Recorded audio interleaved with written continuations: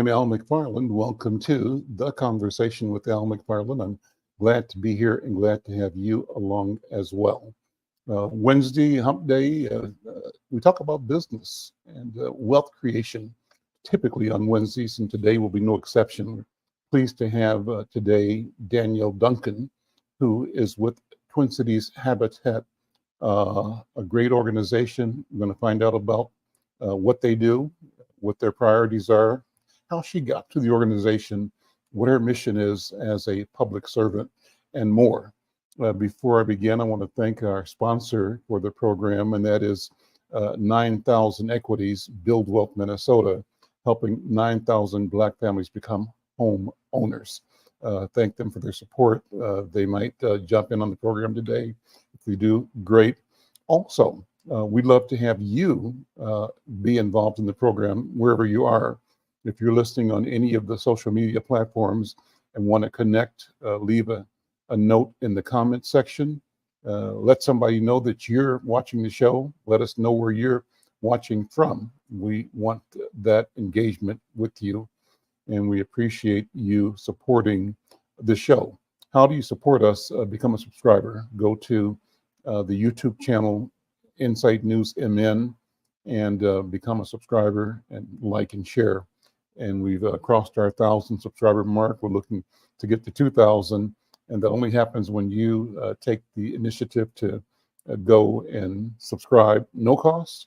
But in fact, Cooper is my producer. We talked about this. We want to offer incentives, and I'll do this over the course of the program. If you're interested and have a comment about today's conversation, if you leave a comment in the comment section, but before your comment, use the word baseball, we're going to provide you a chance to win a pair of tickets to a Minnesota Twins baseball game in August. We've got several sets. We'd like to give them out to people that want to do baseball and who love this program.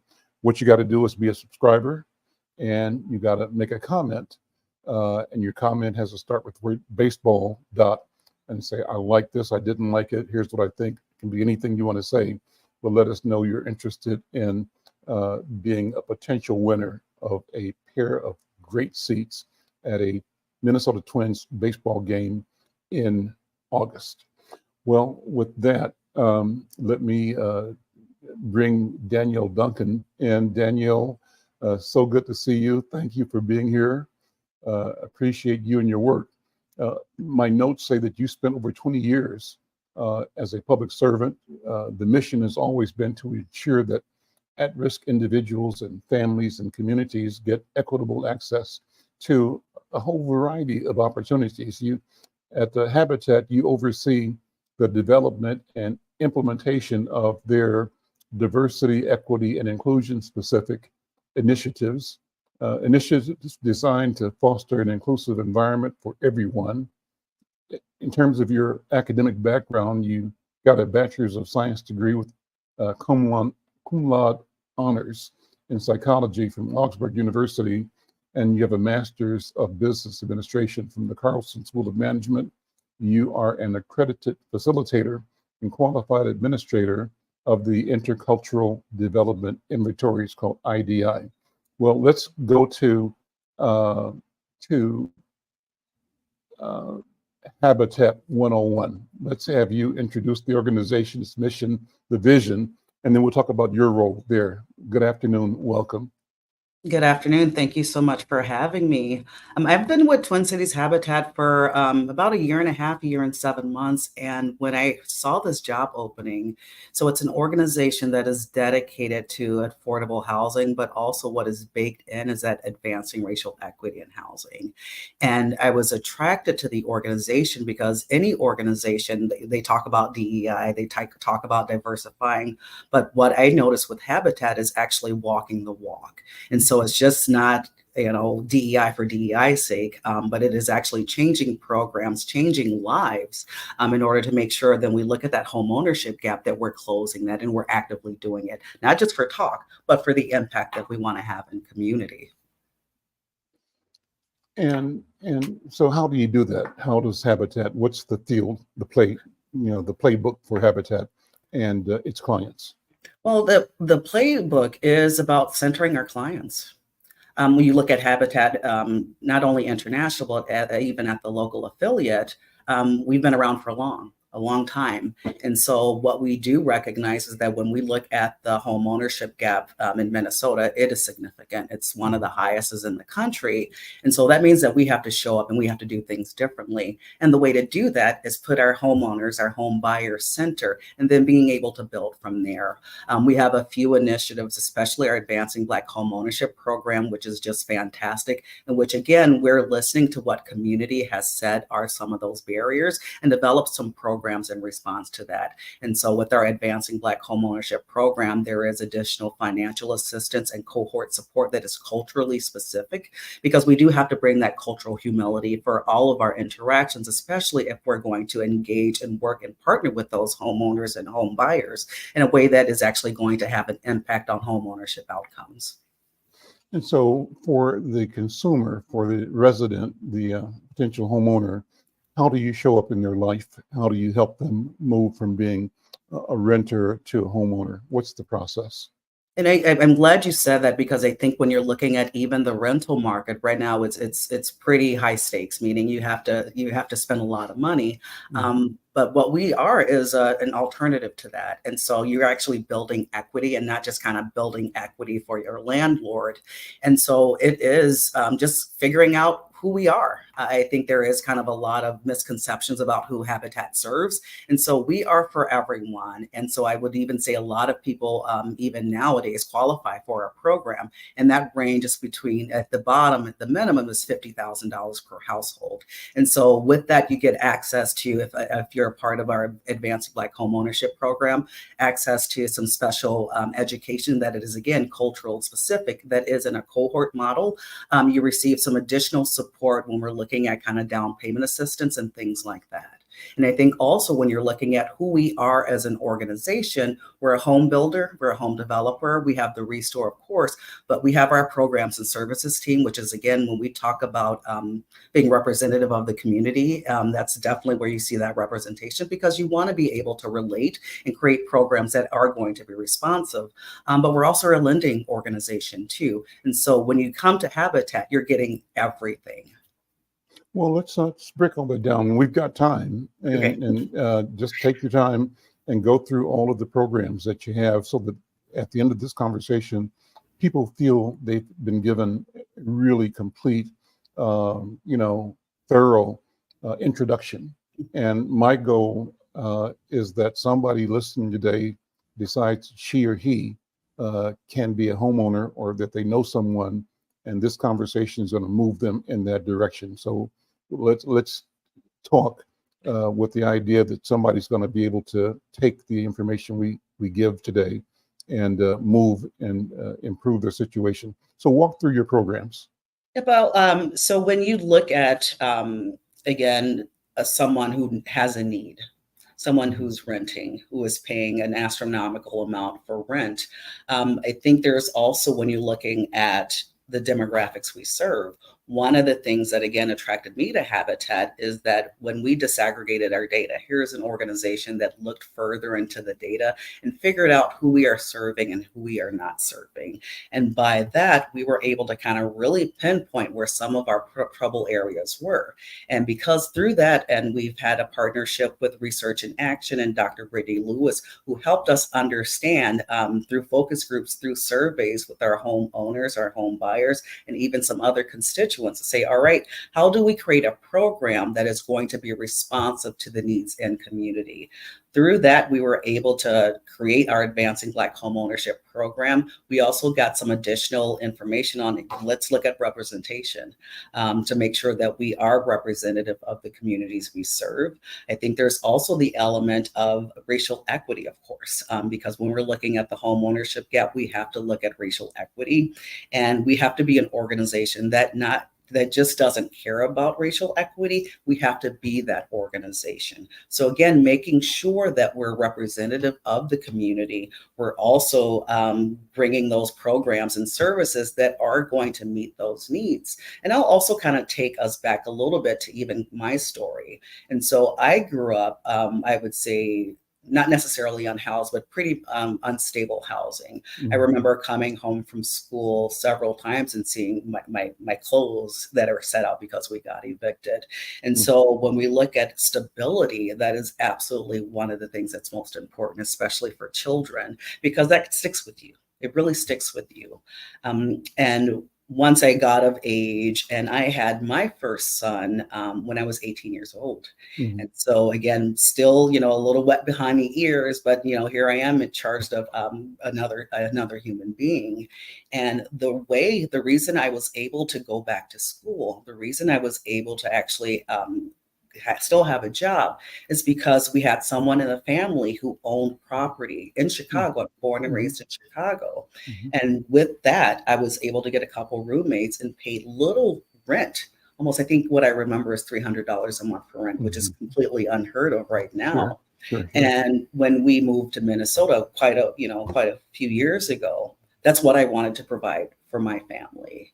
And so we were able to kind of, again, very lucky being in the right spot, right at the right time, we're able to purchase our home next door. And that is what that is designed to do, to give my family and our children a stable environment so that they didn't have to worry about am I going to get set out? Why are my clothes out on the street or anything like that? And so again, it's for me, it's that wealth generation, it's that wealth stability that we need to make sure that we're doing not only for ourselves, but the generations behind us.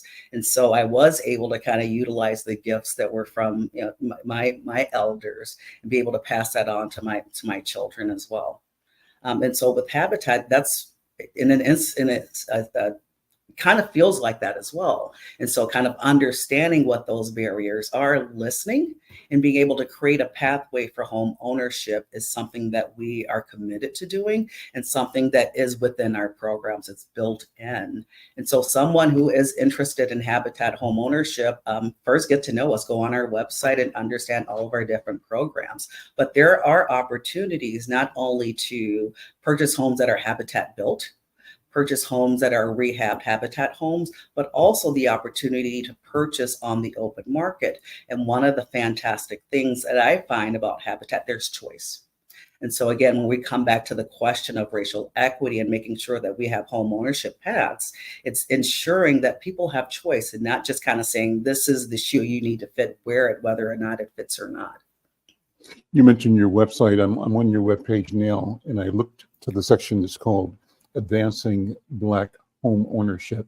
Let me just read some of it. It's pretty impressive information. It says that Habitat for Humanity's vision is a world where everyone has a decent place to live, but a structure of intentional and systemic racial discrimination in the U.S. has created barriers to home ownership for many Black families. It says that systemic discrimination has persisted into present policy, from redlining and to inequitable access to mortgage credit. Taken together, these practices are barriers to saving for a down payment, for getting a loan and affording a home, and they threaten the vitality and prosperity of every community. Across the U.S., your website says Black families are less likely to own their own homes than white families. And during Habitat's 45-year history, the work has helped close that home ownership gap. For example, in the fiscal year 2021, Black homeowners made up 43% of families who partnered with them to build with them. But they said they can do more.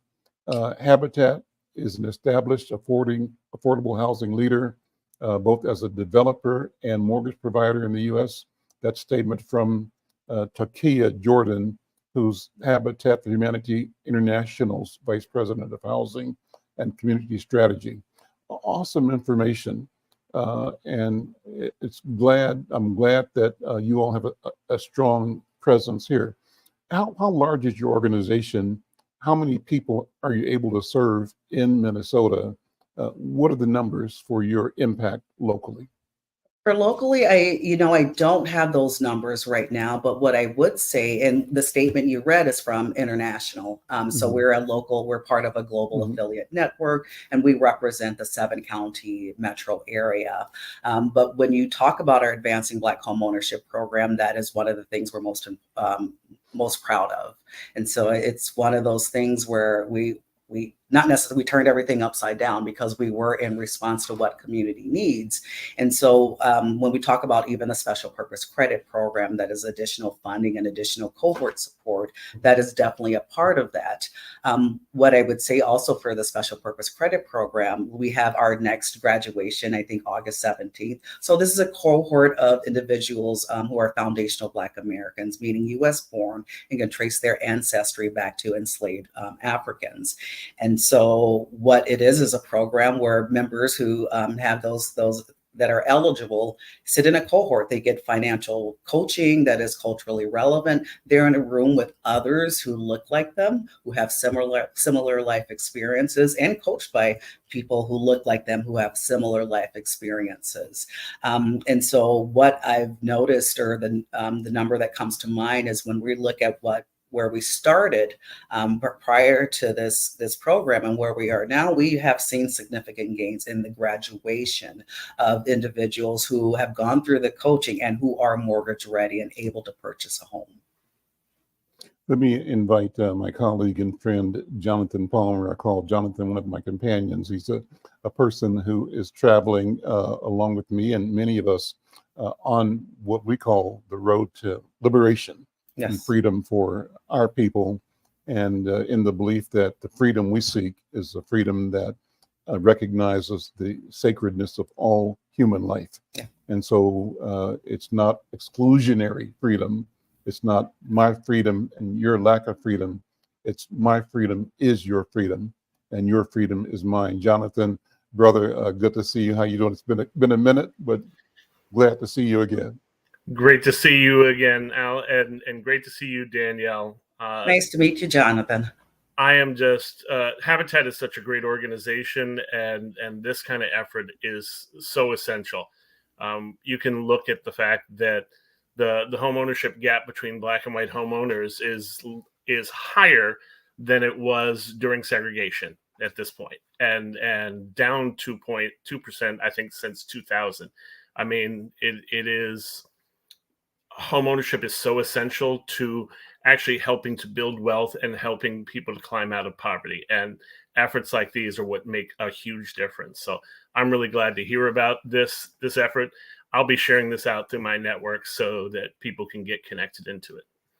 Thank you, John. And one point you made, Al, is that it's not exclusionary. And so how we look at that internally at Habitat is we lead with dignity, meaning that we're all connected. And so more rights and more liberation for you does not mean that there's less for me. Right. We're all connected. We're all of value, and we all deserve the transformational power of home ownership. Because as you said, it is one of the building blocks for wealth generation.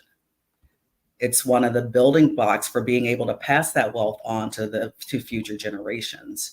And so we have been excluded from any kind of semblance of being able to build that wealth. And so what we want to make sure that we're doing is bringing our programs and services and what we offer to community that's responsive to what the community needs, but also working in partnerships, because when we look at the home ownership gap, that did not come yesterday.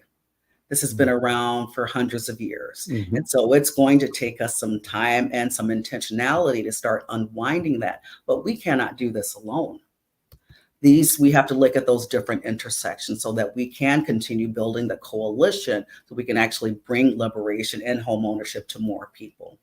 You mentioned working with Research in Action, I believe. What kind of data drives the mission of the organization? For Research in Action? Yes. So Research in Action, they look at a lot of data points. I think what we were able to do with them is disaggregate our own data and really take a look at who we were serving and who we weren't serving. Mm-hmm. If you look at the top line data, I think it was approximately 83% BIPOC families or households that we served. And so we could have just gone with that and say, look, we serve 83+% BIPOC families and just moved on. But what we needed to do is actually take a look under the hood and understand who we were really serving. And where I kind of liken it to is that when you look at, again, that huge home ownership disparities between people of color, foundational Black Americans and whites, it's like, all right, what can we do here? And so by being able to kind of look at our own data and figure out, all right, we are leaving some people behind, is how we can respond. And so when you disaggregate, what things do you discover? What we discovered is our foundational Black American households who were applied for our program, they were among the highest demographic group, but were among the least likely to graduate. And so that's warning what's going on here. Yeah, let's sit with that. What does that mean? And what was the intention and the discovery, and the data revealed what? The intent was to find out who we were serving and who we weren't. And also what we kind of discovered, again, when we look at that 11% or whatever difference it was between succeeding in that program and not succeeding, that was a wake-up call that says, all right, we're doing something wrong, that we have to kind of look at our own behaviors. We have to look at our own policies and see where we might be the problem. I see that as an equity lens. So who is benefiting from our programs and who is burdened by it? And what we found is that we overall served our immigrant population pretty well, which is great. But when we look at our foundational Black American population and that applicant pool, it's like, all right, they're not succeeding at the way we would want them to. And so what can we do for how we show up, how we support our homeowners and home buyers to ensure that we're in partnership with them? And so we want to serve and be in partnership with our clients and our homeowners and home buyers. And so what we were able to do, again, with that feedback that Research in Action helped us collect, is make sure that we're bringing in representation into the organization, some people with those lived experiences, provide some additional cohort support. So again, people who look like them and who are able to kind of relate to those life experiences, but also that additional financial support when we're looking at down payment assistance. Back at your website again, and I'm looking at the notes on the racial home ownership gap. Two bullet points here. One is the home ownership rates for Black and Hispanic Latinx households continue to trail that of white households, Jonathan, as you just mentioned. And as of the first quarter of 2020, this is a little bit dated, the home ownership rate of white households exceeded that of Black and Hispanic Latinx households by 25 to 30 percentage points. It also said, second bullet point, between 76 and 2016, despite national passage of laws aimed at reducing discrimination in private lending, racial gaps in loan denial remained persistent, meaning Black and Hispanic Latinx borrowers had a higher probability of being denied a loan and of receiving a high-cost mortgage as compared to their white counterparts. So your program, aided, armed by data, by research, set out to make a difference. And you are making a difference. Talk about that, if you would. No, absolutely. And that's what we want to make sure we're doing. It's data informed. And so when you look at the cold, hard facts, you can actually see where we are, where we can improve. And so when you look at it locally, I think with overall, like 42% of households of color own their home. But when this is kind of statewide, but if we look at even our gap for the state, it's 35%. So it's much wider. So nationally, it's home ownership gap is 25%. So the state in Minnesota, it's 35%. And so when we look through kind of being data informed, we want to make sure that we have those points that we can kind of pull back, because it's not something that we're making in a silo, that this is what we want to do. We're looking at history. We're looking at our data to try to figure out, how do we improve? How do we show up and support community in a way that they want? Not necessarily what we want, but what they want and what they need in order to improve and go along their home ownership journey. Jonathan, feel free to jump right in. Yeah, go ahead. Yeah, I think a lot of times it's not really understood where this comes from and the roots that this has in systemic racism.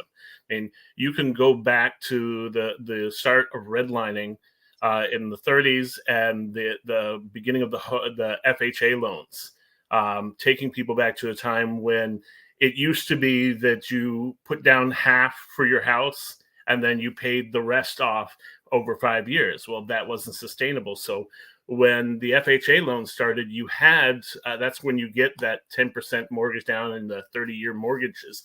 And then they created those maps in the cities across the US that rated what the return on investment would be in a community, and going ahead and pinpointing the ones that would have Black and brown people versus that were white communities.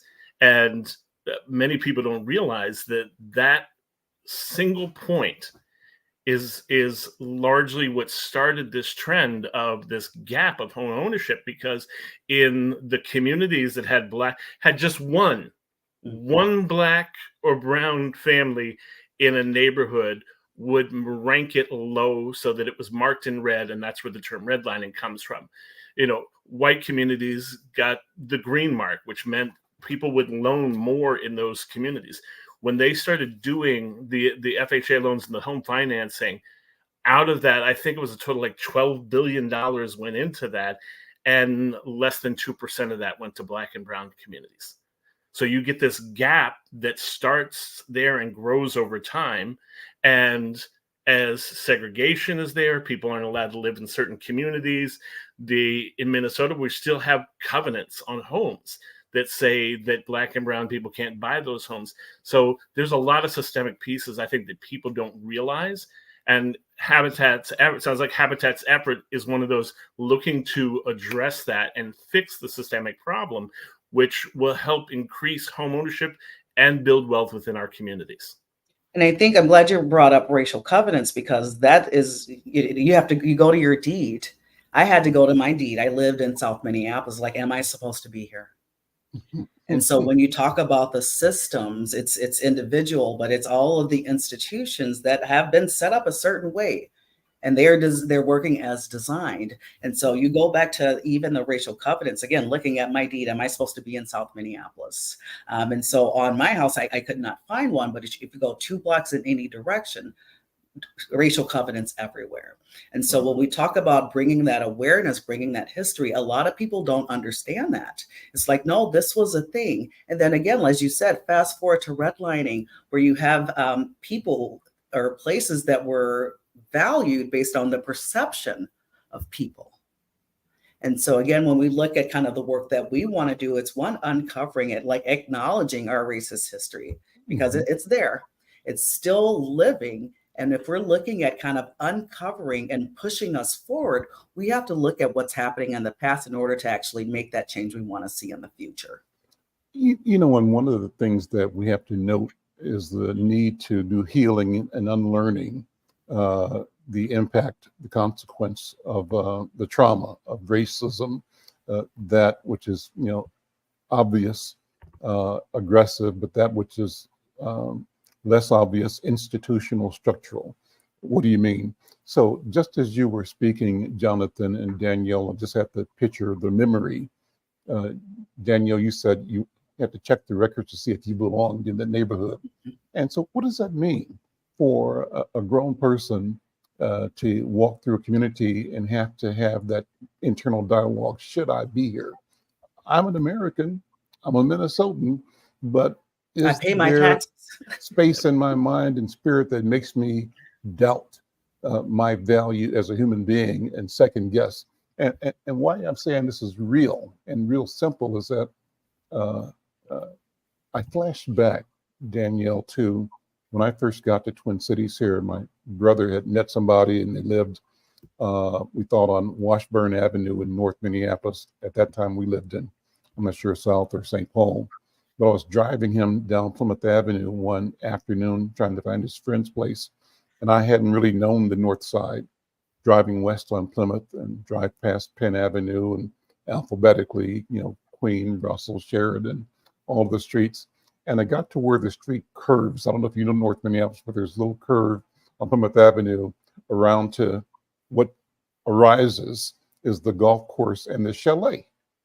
And so imagine me, I may be 22, 23 years old, new to Minnesota, drive around the corner.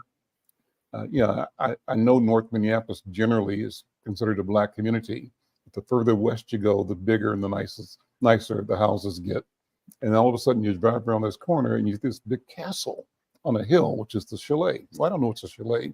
Looks like a place where white folks are, right? And so my first internal panic button went off. Uh-oh, am I in the wrong neighborhood? Am I supposed to be here? And is there danger ahead? Because my growing up in Kansas City, to know and to be in a neighborhood like that structure represented meant that if you didn't work there, you wasn't supposed to be there and you were in danger. And even if you worked there, you couldn't be there after dark, sundown, right? So the point I'm making is this question of the impact of institutional racism, internalized racism is real. And unless we have these conversations and examine how this trauma has been transmitted to us from our own and from generational experiences, we continue to not embrace and enjoy the potential and the things we deserve. That's what I think. Does that make sense to you, Danielle? No, that makes sense. So I've been in my home for over 20 years. So the neighborhood has gotten a little bit more diverse, but I was the only person of color in a 2-block radius. Why did that happen? Without understanding the history, how we've been kind of pushed away, it just, maybe the problem is me. I'm in the wrong neighborhood, but this was designed intentionally. It was designed to get the most out of the land and push those who we as a society have deemed as unvalued or whatever, when we talk about even the redlining pieces. And so we have to understand that history, because only through understanding that history do we kind of start to deal with kind of the trauma. Even if we weren't personally kind of involved in it, we have to understand why we have these pockets of poverty, why we're getting denied for loans faster or quicker, why we aren't successful in certain programs, because they weren't designed with us in mind. And one of the things people don't really realize is, as you said, this history isn't just the pieces on loans and things like that. There's a section in South Minneapolis, down around 46th and Columbus.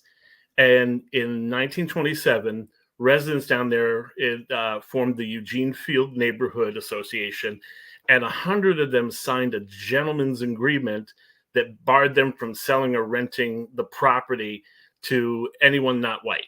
And there's actually a little monument down there that you can go and see. It's for the Arthur and Edith Lee House.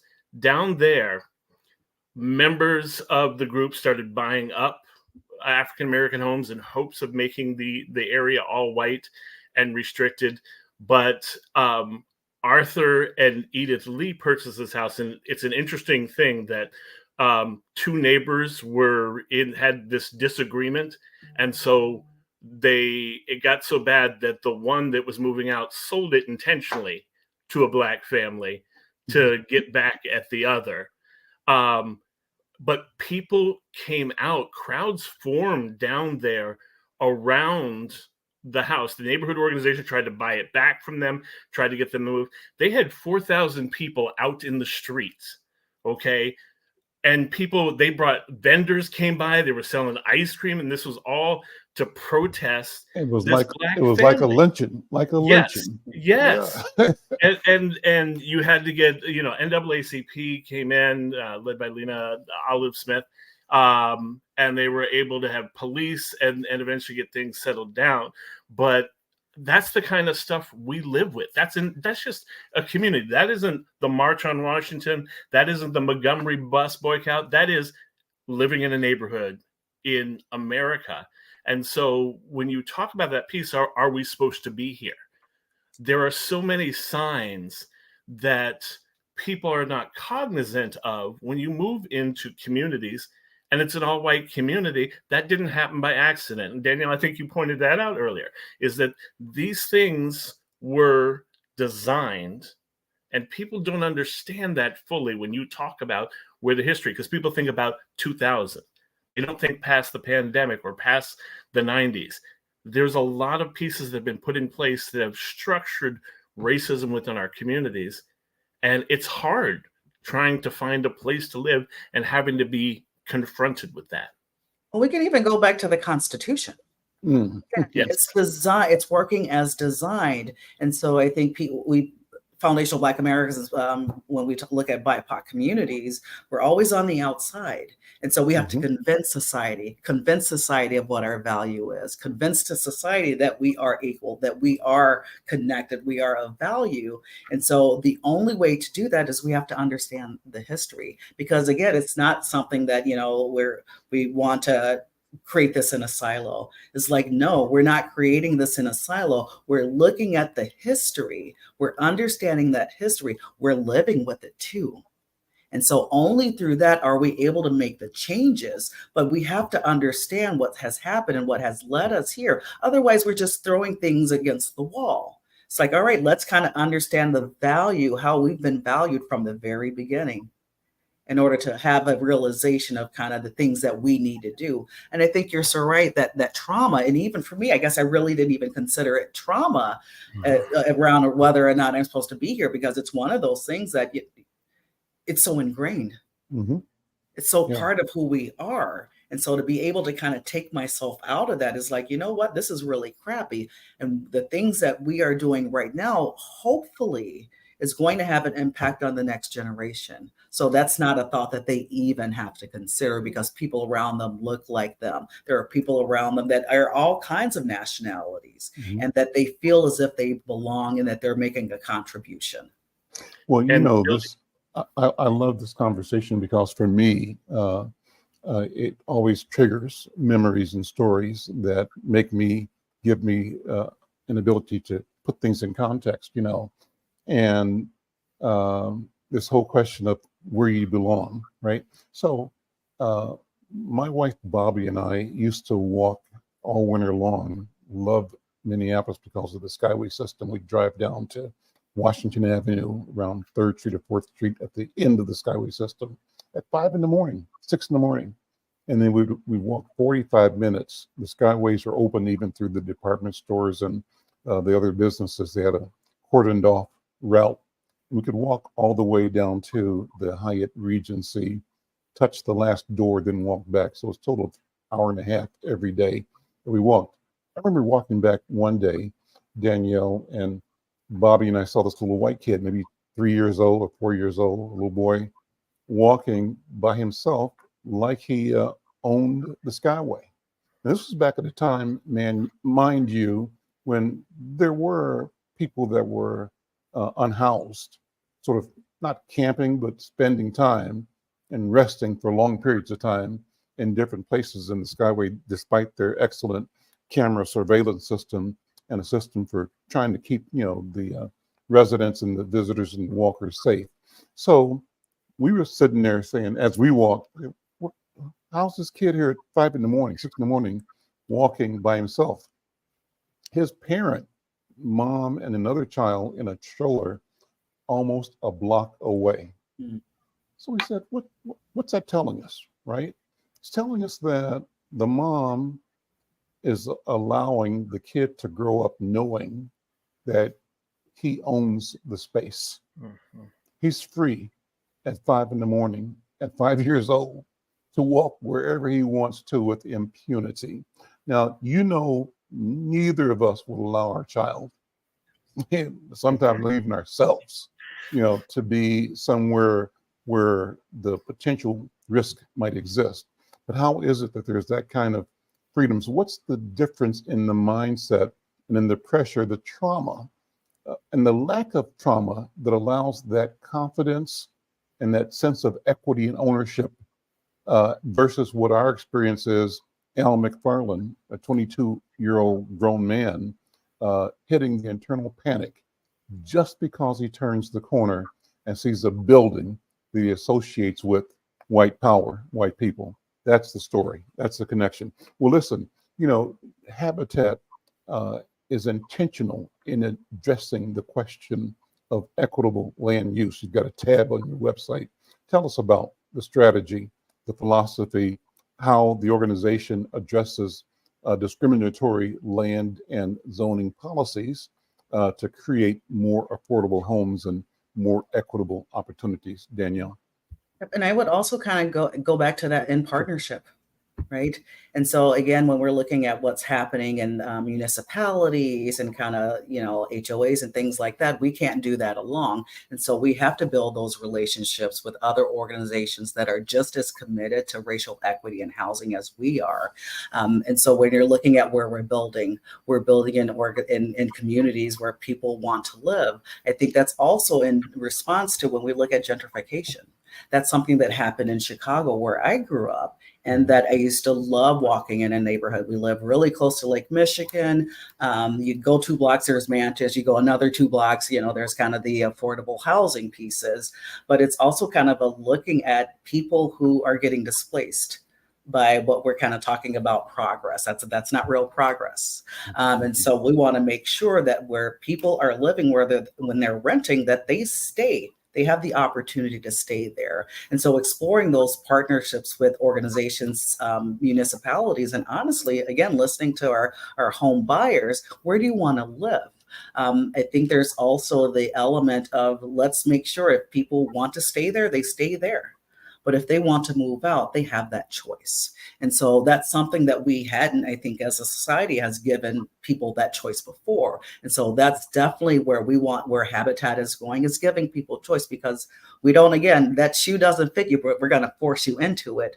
But we want to make sure that everyone has the opportunity to have home, to have that safety.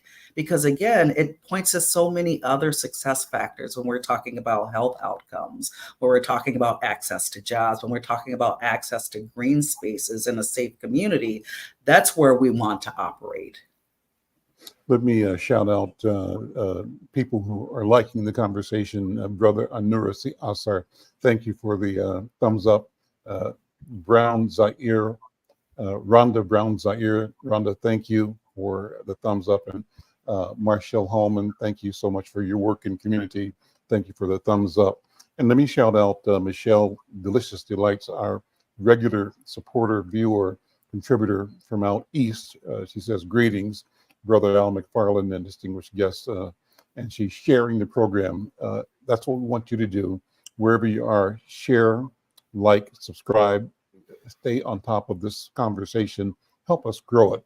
And I want to also shout out Bliss Alliance 54, who responded to the baseball offer and sent a couple of notes in, posts in, as I asked Bliss to do.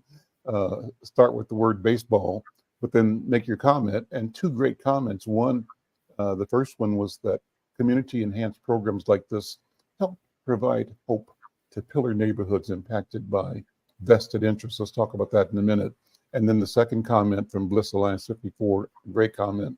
The power of a safe character is valued by community partners, especially during our frigid and fun, I think that's what, if I'm reading that wrong, you can correct me, seasons, right? So housing, Jonathan, react if you will. What are your thoughts? Well, I think that's very right. These are the kinds of things that can help provide hope within communities, that can help us address the systemic racism that exists and the disparity. I mean, that's one of the biggest challenges we have, is getting people, one, connected into these programs, but getting programs like this started, because too often these are thought of as being, handouts or special ways of helping certain people. And you get people who get angry about that, and they don't realize this isn't a special handout or a special apportionment. This is actually redressing the things that were already done and were wrong that prevented people from having these communities.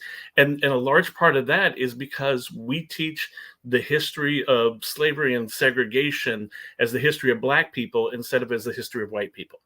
Yeah. When you see that in this country, it is always thought of as this is what happened to versus this is what this group did that created this disparity that now exists. And we as a country have to address it. And we have to go ahead and make right what was wrong with this country. And as you're seeing now, Kamala Harris coming out and moving so fast, it is beautiful.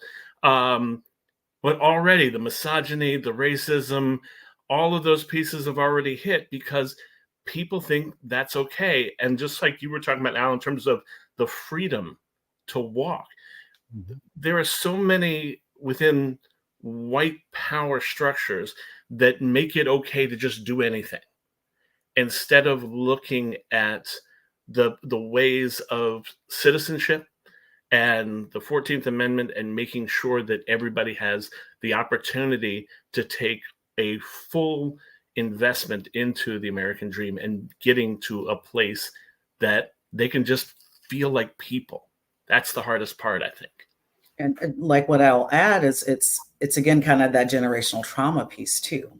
And so if you're hearing that, that's what you're learning in school, you begin to internalize that. And so when you internalize that, that's going to be expressed in how you talk to your children, how you talk to your neighbors, your view of the world. And the only way to actually defeat that, it's going to be a long journey. Let's be real. The only way to kind of defeat that is to understand that history and how it wasn't solved when we did when affirmative action was put forward. I mean, let's kind of see what happened to affirmative action in most recent years too, right? And so understanding where we started is that step one. Otherwise, we're, again, as you said, it's like we're creating special appropriations. It's like, no, this is how we do the right thing.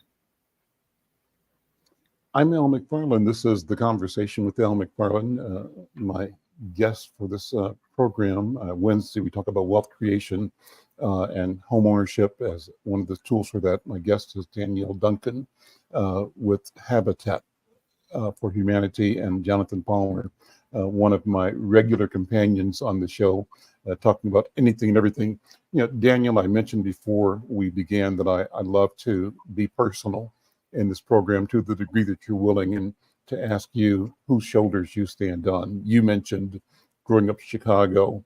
You mentioned the fact that your family experienced getting evicted from properties, but yet you demonstrate, exemplify the power and resilience, the regenerative hope that keeps us coming forward and moving into the future with both gusto and with conviction and with success. Talk about, you know, your family, your story. I also said, you said Chicago. I said Chicago by way of. So tell me who you are. Tell me who you are, Danielle Duncan. Yep. And so, like I said, it's originally born and raised in Chicago. And so when we talk about Chatham, South Shore Drive, graduated from there, from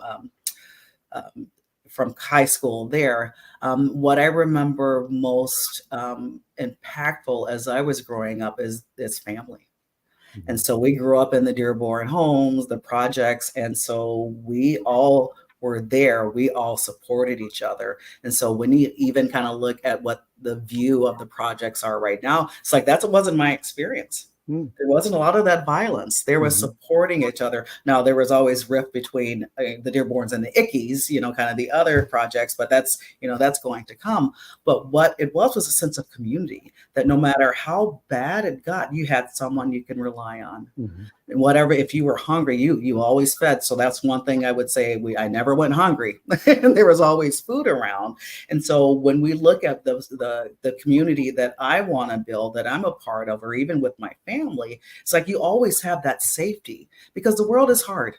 Let's just be real. People are going to people are going to have their opinions no matter what. And some of those things you cannot change, but you can support each other in a way that's going to move us forward. forward. And so what I like to think is that some of the lessons that were taught to me, I've been able to kind of pass on to my family and to the next generation. Anyone who will listen, is that when you look at kind of where we are in society as a whole, the only way for us to combat some of that ill will is to work together. Let's build a coalition, because that is going to kind of go through all of that noise. Jonathan, thoughts?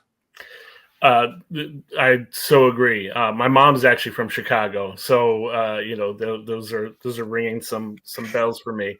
I actually grew up in DC, so similar kind of story. It's a totally different place. Southeast DC is not anything that you recognize, nowadays. But also, my parents got married when it was illegal for them to do so in the country. So Dad was a white Southern Baptist from Columbus, Mississippi, who married a black Catholic from Chicago, Illinois. And when my grandfather showed up to stop the wedding, we joked that we don't know if it was the race or the religion that was the bigger deal.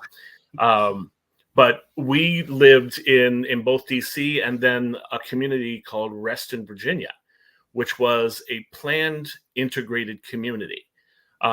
So the guy who started it built it to be a place in Northern Virginia for integrated families to come to, and black and white and other groups to be able to mix.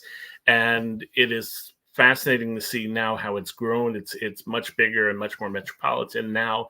But even when doing that, there was sections of the community that you would have labeled the projects or project adjacent at that point. And it just shows you how built into our system the low income and the marginalized housing is.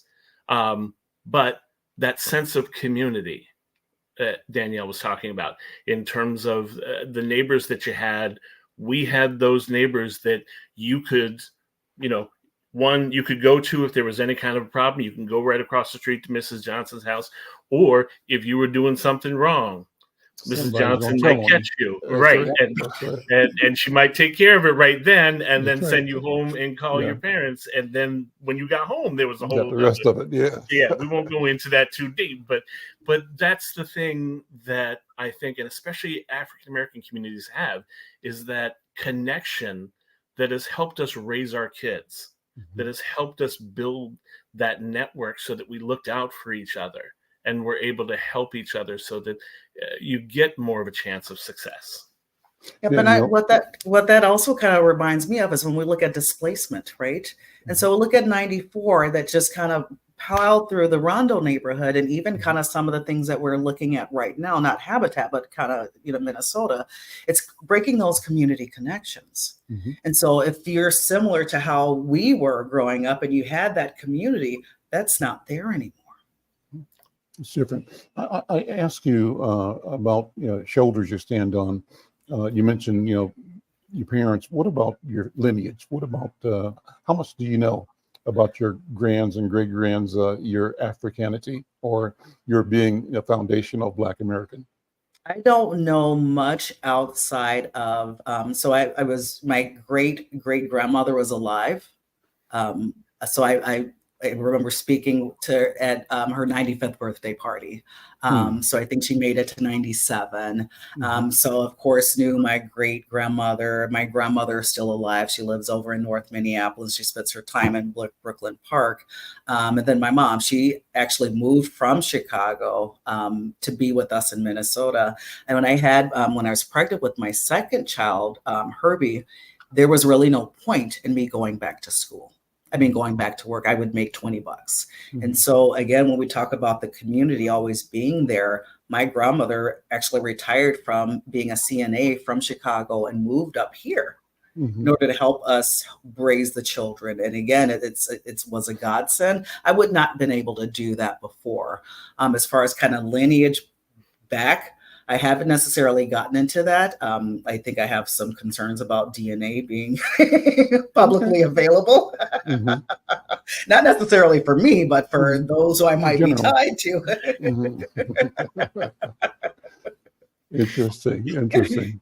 I've been tracing that. I've got a very interesting trek because I've got on my father's side, it is Scottish ancestry, and on my mother's side, the African American. And one, you get to see that juxtaposition of how easy it is to access records when you're not brown, right, and where you can trace pieces back.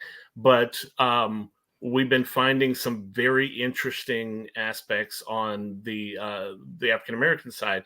My mom just sent me this photo of my great grandfather's shoe shop. It was Naaman Tolbert Shoes in Chicago, and so he had like a shoe shop, and then it's him in the shoe shop. And we found back to the closest enslaved relative. And then going back, and right now we're peeling back a layer that looks to be a enslaved family that came through a white family, but then in the will setting that family free and insisting on them being able to stay together and things. So just at the point of unraveling a lot of those pieces. But it is truly fascinating because then you can see so much clearer the shoulders that you stand on and the journey that African American families have had to make, especially in juxtaposition to white families, and what that difference is and how much harder it is for us. Yeah.